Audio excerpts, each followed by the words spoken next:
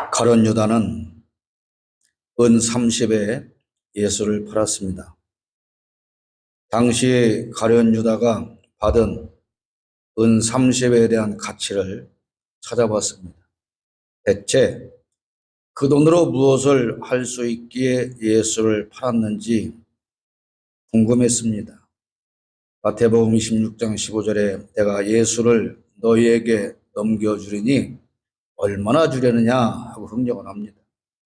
그랬더니 그들이 은 30을 갈아 주었다고 마태복음 26장 15절에 기록하고 있습니다. 가룟 유다의 은 30으로 당시 살 수 있었던 물건들을 살펴보겠습니다. 은 30은 유대 사회에서 상당한 금액이었으며 고대 로마와 유대의 경제를 고려하면 여러 가지를 살 수 있었을 것입니다. 우선 노예 한 명을 살 수 있는 돈입니다. 당시 은 30은 한 명의 노예를 사는데 충분한 금액이었습니다. 가룟 유다가 예수를 배신한 대가로 은 30을 받은 것은 이 금액이 상당한 가치가 있었다는 것을 의미합니다. 당시 모든 집에 다 노예가 있는 것은 아니었습니다. 거의 모래땅으로 구성된 이스라엘의 특성상 부잣집에서는 외출했다 돌아오면 대기하던 노예가 물을 떠다가 주인의 발을 씻겨줍니다. 가난해서 노예가 없는 사람은 평생 자기 발을 직접 씻으며 노예가 발 씻겨주는 사람들을 부러워했을 겁니다. 나도 평생에 노예가 씻어주는 발 한번 닦아보고 죽었으면 좋겠다.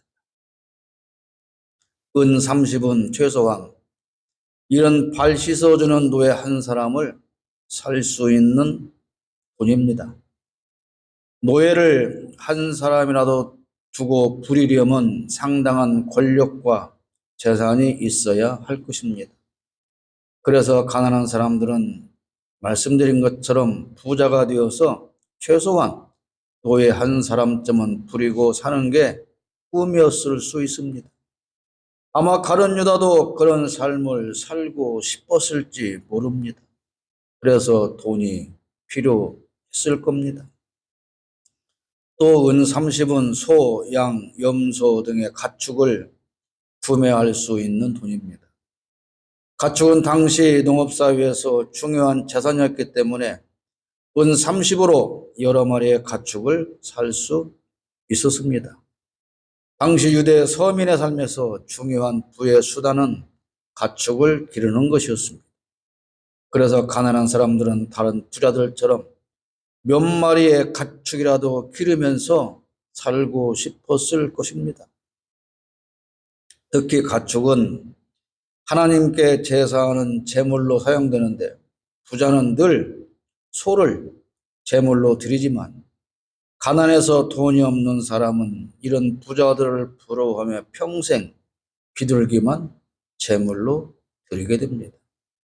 그러면서 나도 저렇게 부자가 되어서 나도 평생에 한 번이라도 소를 끌고 가서 제물로 드릴 수 있었으면 참 좋겠다. 그러한 생각을 많은 사람들이 했을 것입니다. 어쩌면 나도 돈을 모아서 그렇게 해야지. 가룟 유다도 그러한 생각을 했을지도 모르겠습니다. 제 생각입니다. 은 30은 소규모의 농지를 매입하거나 농업 도구를 구매하는데도 충분한 금액이었습니다.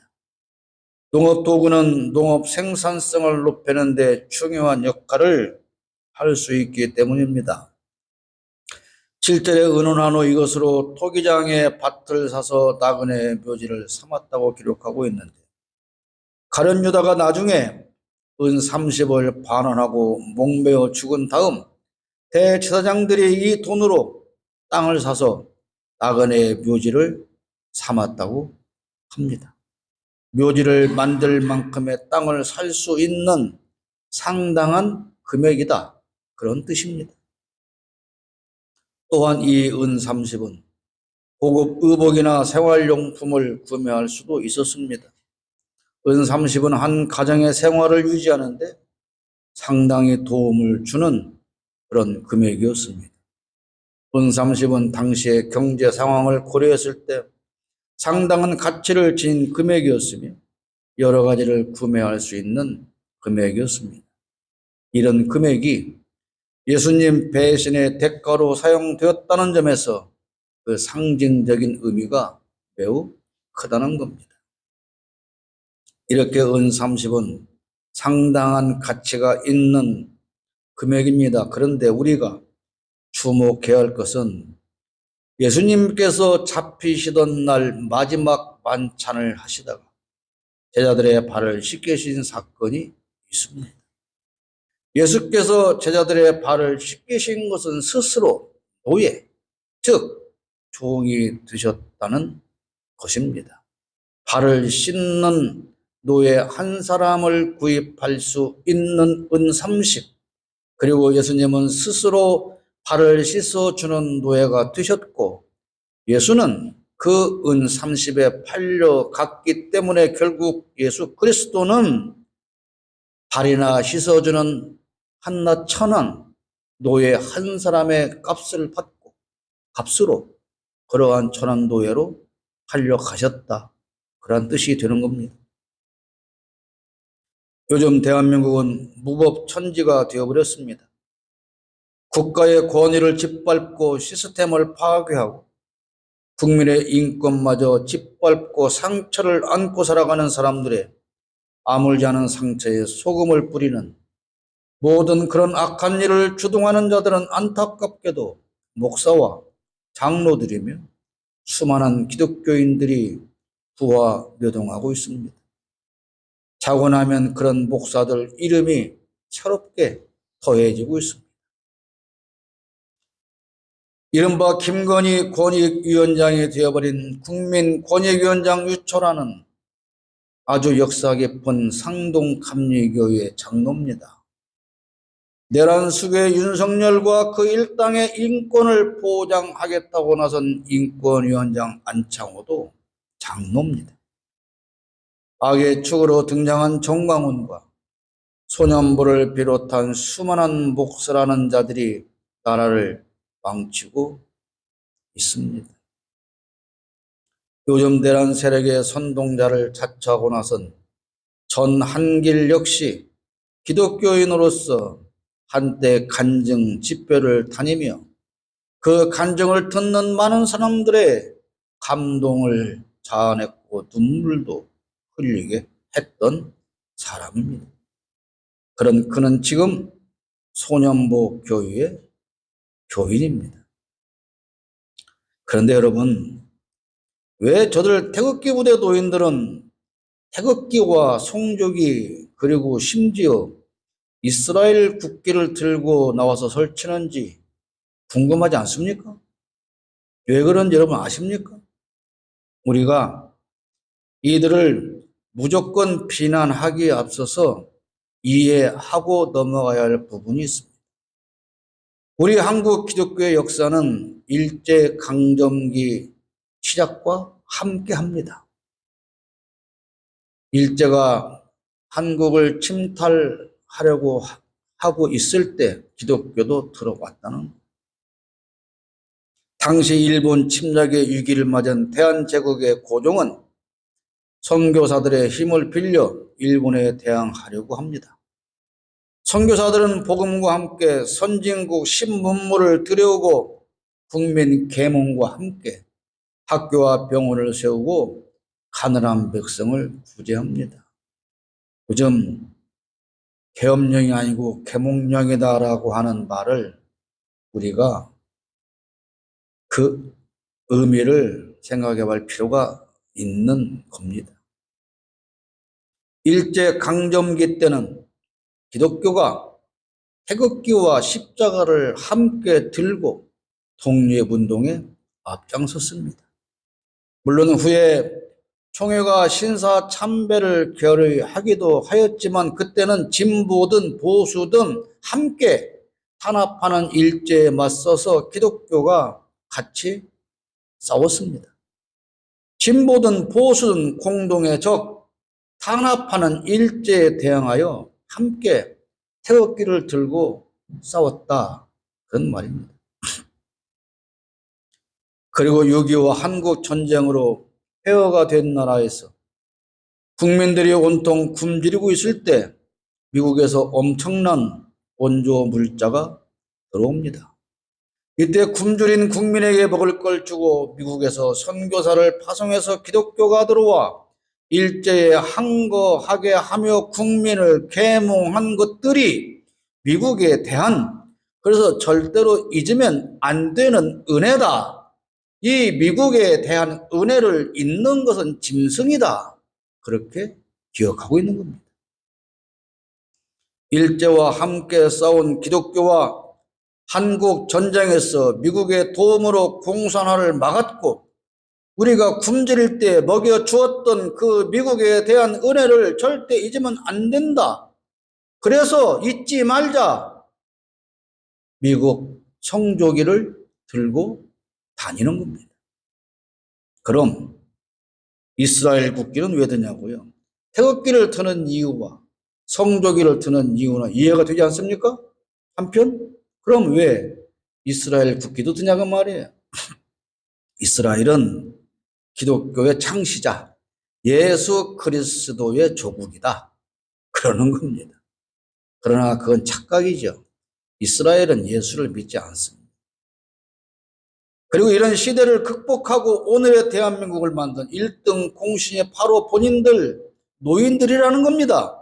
나라의 가난을 극복하려고 월남전에 참전해서 목숨을 버렸고 중동 근로자로 참여해서 달러를 벌어왔다고 하는, 그래서 우리가 이 대한민국을 이만큼 발전시켰다고 하는 자부심이 넘치는 세대입니다. 그러니 이러한 대한민국이 공산화가 되는 것은 절대로 막아야 되는 거 아니냐, 우리가 이런 나라를 지켜야 하는 것 아니냐라고는 중차대한 사명감을 안고 있는 겁니다. 여기까지는 우리가 분명히 이해를 하고 가야 할 필요가 있습니다. 그런데 문제는 이런 순진한 사람들을 이용해서 자기들의 배를 불리려는 악한 자들이 있는데 그들이 곧 목사들이라는 겁니다. 당신들이 그렇게 해서 지켜온 이 나라가 이재명을 비롯한 좌파 정권에 넘어간다면 중국 공산당과 북한 공산당이 손잡고 이 무서운 빨갱이 나라로 만들 것인데 어떻게 그냥 두고 볼 수 있느냐? 다 거리로 나와서 함께 외쳐서 이 나라가 공산화가 되는 것을 막아야 하는 거 아니냐, 그렇게 선동하고 있는 겁니다. 북한 김정은이 헌법재판소에 윤석열 파면을 하라고 지령을 보냈대요. 이용당하는 노인들은 결국 수십 년 전의 과거에 그 생각이 머물러 있는 겁니다. 김진홍 목사가 한 얘기를 들어보니까 간단하게 말해서 이재명은 감옥에 가야 되고 무엇은 어찌고 그랬는데요. 이런 목사들은 지금도 500년 전에 종교 개혁을 외쳤던 칼빈에 머물러 있는 거예요. 세상이 바뀌는 것을 모르는 겁니다. 그렇게 목사들은 선동하고 이용당하는 노인들은 결국 수십 년 전 과거에 머물러 있어요. 제가 칼빈주의를 비난하거나 폄훼하고자 하는 게 아닙니다. 500년 전에 그가 부르짖었던 그 시대의 사회 현상을 지금까지 그대로 끌고 오고 있다고 하는 게 문제다, 그런 얘기인 거예요.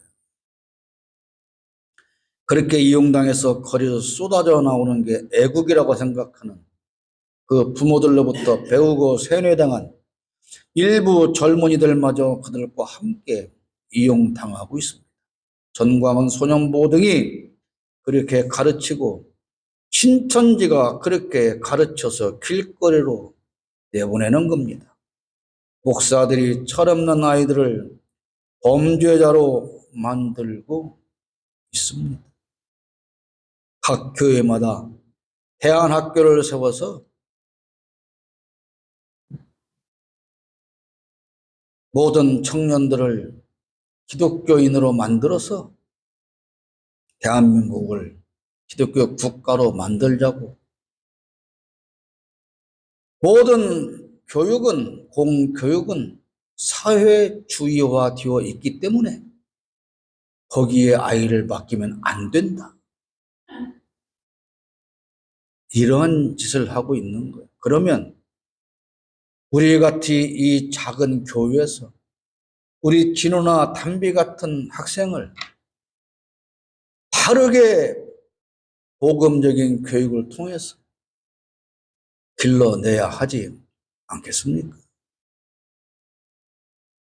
앞에서 말씀드린 것처럼 저 태극기 노인들의 생각이 일본을 이해합니다.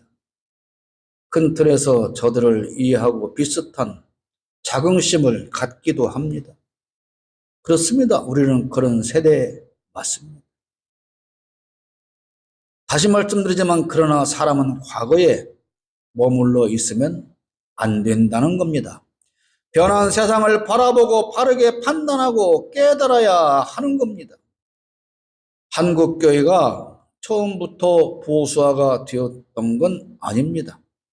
기독교 역사 초기에 한국 기독교는 강자가 아니었습니다. 그런데 점점 교세가 커지면서 권력과 야합하게 되고 네피림처럼 덩치가 커진 기득권이 되고 말았습니다.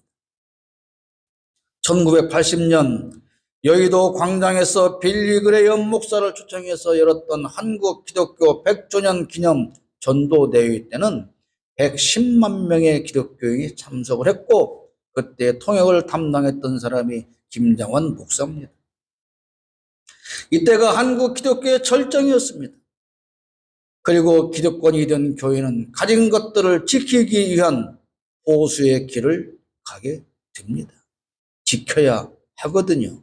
대형교회를 지켜야 하고 수만 수천 명으로 모여든 성도들을 지키고 유지해야 되기 때문에 그들은 보수의 길을 가기 시작하게 된 겁니다. 그래서 본격적으로 기복신앙을 전파하게 되고 복받아서 부자 되기 위한 사람들이 몰려들어서 대형교회를 이루게 됩니다. 사회개혁이나 정의를 주장하는 목사의 설교는 외면당하고 은혜가 없다고 외면당하고 오직 축복을 외치는 목사에게 교인들이 몰려들고 그것이 옳은 교회의 성장 방법이라고 착각하는 목사들에 의해서 어떻게 하면 교인 수를 늘릴 수 있는가라는 주제로 교회 성장 세미나가 전국 교회에서 열리게 됩니다. 10명에서 50명으로 늘리는 방법, 50명에서 100명으로, 300명으로, 500명으로, 1000명으로 교인들을 모아서 교회를 성장하게 하는 방법을 가르친다면서 교회 성장 세미나가 유행을 하게 되고 그 세미나를 통해서 교인을 끌어 모으는 방법을 목사들이 돈 받고 가르치는 것이 유행이 되었습니다. 이미 목사들은 교회에 할 일을 찾는 게 아니라 교회를 키우는 방법에 몰두하게 되었습니다. 내가 무엇을 가지고 무엇을 어떻게 하면 교회를 키울 수 있는가? 오직 그것만 연구하게 된 것입니다. 교회가 빛이 아니어도 소금이 아니어도 짓밟혀도 아무런 상관없고 그저 교회를 키워야 하는 것이 내 사명이고 나의 목적이다. 그렇게 생각을 하며 교회를 키워라. 교회 수를 늘려라. 대형 예배당을 지어라. 그게 목회자로 성공하는 길이다. 목사들은 성공을 향해서 달리기 시작했고 그들을 따르는 교인들의 귀에는 예수는 축복이라는 말 외에 다른 모든 말은 들리지 않게 되고 만 것입니다. 여러분, 사람의 본성은 변하지 않습니다. 누가복음 6장 16절에 이렇게 말합니다. 예수를 파는 자 될 가룟 유다라. 가룟 유다는 본래 착한 사람이었는데 나중에 돈을 보고 마음이 변한 게 아니라 원래부터 예수를 돈 받고 팔아먹을 수 있는 그런 본성을 가지고 태어난 사람이었다, 그런 뜻입니다. 전가문이나 소년부나 그들을 추종하는 사람들이 본래는 그렇지 않았는데 변한 게 아닙니다. 전환길이 본래는 그런 사람이 아니었는데 변한 게 아닙니다. 전환길도 본격적으로 지금 수사를 하기 시작했습니다. 그들은 본래부터 그런 성향으로 태어난 사람들입니다. 그가 과거에 어떤 간증으로 사람들을 얼마나 감동하게 했는지 모르지만 그들의 본성이 먹잇감 앞에서 살아난 것뿐입니다. 맹수는 태어날 때부터 사납습니다. 토끼가 호랑이가 되는 것 아닙니다. 그런데 먹잇감 앞에서는 더욱 사나워지는 것입니다. 본래부터 복음만 전하던 목사는 교회의 규모와 상관없이 복음만 전하고 있습니다. 지금도 그렇습니다. 교회 성장과 상관없이, 부자 되는 것과 상관없이 오직 복음만 전하는 그런 목사들은 아주 많습니다. 사람들이 관심을 두지 않을 뿐입니다. 그러나 교회가 작은 이유는 다 복음만 전하기 때문도 아니지요. 중요한 건 교회의 규모가 크든 작든 목사는 강단에서 복음만 전해야 하는 겁니다. 복음을 전하라고 목사를 만들어 주셨기 때문입니다. 돈을 벌어서 떼부자가 되라고 목사를 만들어 주신 게 아니지 않습니까? 교회를 성장시키는 기술만 연마한다면 그 교회에서 복음은 사라지고 이름은 교회라고 붙어 있으나 그곳은 기업체가 될 뿐입니다. 요한복음 10장 6절에 가룟 유다를 이렇게 설명합니다. 이렇게 말하면 가난한 자들을 생각함이 아니요 그는 도둑이라 본꾀를 맞고 거기에 넣는 것을 훔쳐가미르라. 가룟 유다에 관한 성경 구절입니다. 나사로의 누이 마리아가 값비싼 향유를 예수의 발에 부어 씻길 때, 여러분, 발 씻기던 노예 한 사람을 살 수 있는 값, 예수께서 제자들의 발을 씻겨 주시는 한 사람의 노예로 내려갔던 일, 그런데 이 마리아는 왜 그 값비싼 향수로 예수의 발을 씻어 주었는가? 이게 우연히 연결되는 게 아니라는 사실이에요. 모든 사람들은 물로 발을 씻지만 예수 그리스도는 만왕의 왕이시기 때문에 특별히 이 값비싼 향유로 발을 씻겨 드린다는 마리아의 신앙 고백인 겁니다, 여러분. 그런데 그걸 보던 가룟 유다가 그렇게 말해요. 아니, 이 비싼 것을 왜 그렇게 허비하는 거야? 물로 씻어도 되는데. 아니, 향유를 팔아서 가난한 자를 도와야지. 그렇게 말을 했다. 그런데 가룟 유다가 그렇게 말을 한 것은 사실은 가난한 자들을 위해서 그 돈을 쓰려는 게 아니고 현금으로 돈을 보관하면 그것을 훔쳐가려고 했는데 그렇게 할 수 없게 되어서 화를 냈다, 그런 말입니다.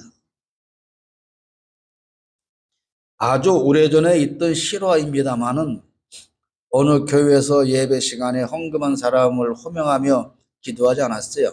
우리 교회에서는 일일이 하나님이 다 아시는데 뭐 헌금한 사람은 일일이 이름을 부릅니까? 그러고 호명을 하고 이름을 불러서 기도하지 않았어요. 그냥 함께 기도했어요. 그런데 우연히 어느 교인이 자기가 낸 헌금 봉투가 사라진 걸 알게 돼요. 이상하다. 왜 내가 분명히 지난주에 헌금을 냈는데 어느 기록에 봐도 내 이름이 없는 거야. 그래서 이 교인이 다음 주일날 예배 시간에 목사님이 헌금 기도할 때 눈을 뜨고 보니까 목사님이 봉투를 이렇게 주머니에 넣더라고 말이에요. 그 교회가 어떻게 됐겠어요? 난리가 났죠. 헌금하는 사람의 이름을 호명하는 게 옳으냐 아니냐 그런 의견이 분분하지만 긍정적인 효과 하나만 말한다면 이름을 불러줌으로써 공개적으로 영수증을 지급한 효과를 낼 수도 있다. 그런 거죠. 가룟 유다는 본래 돈을 사랑하는 사람이었습니다. 원래부터 그랬어요. 그래서 자청하여 재정 담당자가 되었을 수도 있습니다. 제가 재정 담당은 제가 하겠습니다. 그랬을 가능성이 있다고 생각되지 않습니까? 그리고 위에 성경 구절을 보면 과거에도 종종 공금을 횡령했을 거라고 하는 합당한 의심을 사기에 충분하지 않습니까?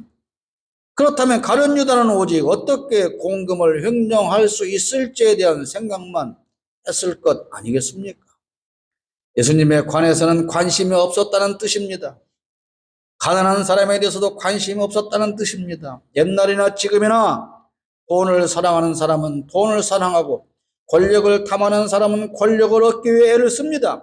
수단과 방법을 가리지 않고 자기의 욕심을 채우는 겁니다. 윤석열, 김건희와 그의 가족과 내란에 동원되거나 동조하거나 선동하는 자들이 바로 그런 자들입니다.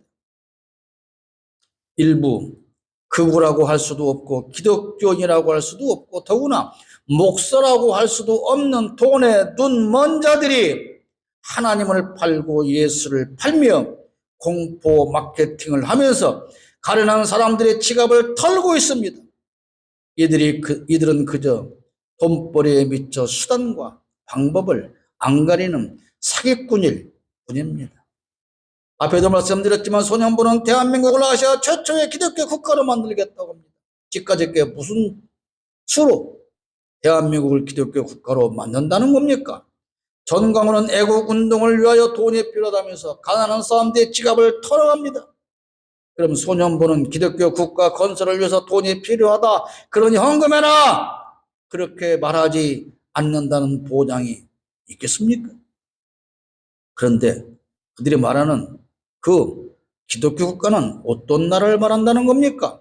기독교가 헌법 위에 있는 나라를 말하는 걸까요? 모세의 율법으로 통치하는 나라를 말하는 걸까요? 목사가 대통령을 임명하는 나라를 말하는 걸까요? 미국의 대통령들은 취임 선서할 때 성경에 손을 얹고 선서합니다.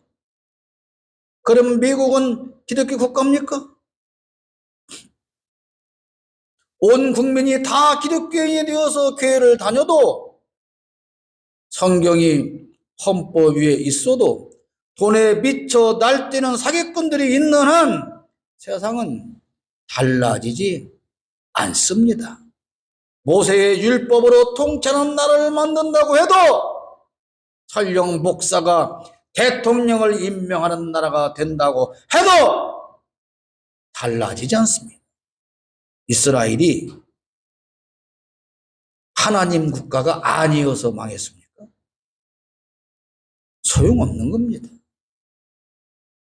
그렇게 되면 교회는 돈과 권력과 정치와 모든 것을 꿰어차고 더욱 타락하고 말겠죠. 로마 교회가 왜 타락했는지, 왜 망했는지 돌아보면 아는 겁니다.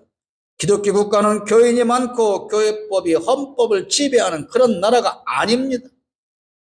오직 하나님의 공의가 정의롭게 실행되는 나라가 되어야 그게 진정한 하나님이 통치하는 기독교 국가가 아니겠습니까? 태극기를 들고 예배당과 아스팔트에서 교회성을 지르며 예수를 팔아서 더러운 배를 채우려고 하는 수많은 가룟 유다가 나라를 혼란으로 빠뜨리며 국민을 고통스럽게 하고 있습니다. 저들이 예수를 팔아서 돈을 벌었다면 가룟 유다가 맞이한 그 종말과 다르겠습니까? 가룟 유다처럼 돈 때문에 예수를 팔았다면 그들의 종말도 분명히 비참한 가룟 유다의 종말과 다르지 않을 것입니다.